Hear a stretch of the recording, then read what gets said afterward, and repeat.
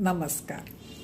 हेमंता विश्व शर्माने न्यायालयाकडून आदेश वगैरे घेऊन जंगलामध्ये वगैरे अतिशय अतिक्रमण करून लोकांची वसाहत वगैरे होती ते सगळं काढून टाकलं आणि लिगली सगळ्या गोष्टी करण्यात आल्या. खूप विरोध झाला.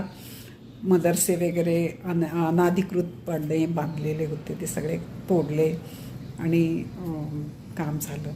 असं बऱ्याच ठिकाणी ऐकत आले. तर मला खूप असं मनापासून वाटतं आहे की मुंबईमधली झोपडपट्टी कधी जाईल.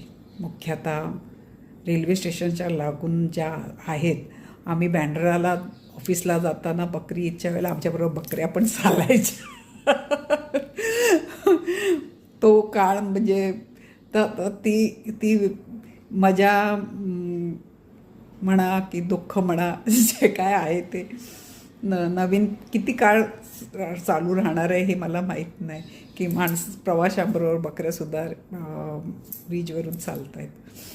तर हे कधी जाईल ह्याची मी वाट बघते.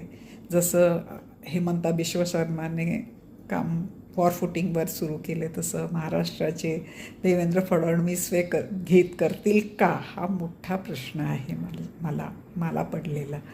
बघूया काय होतं आहे. तुम्ही ऐकता त्याबद्दल धन्यवाद.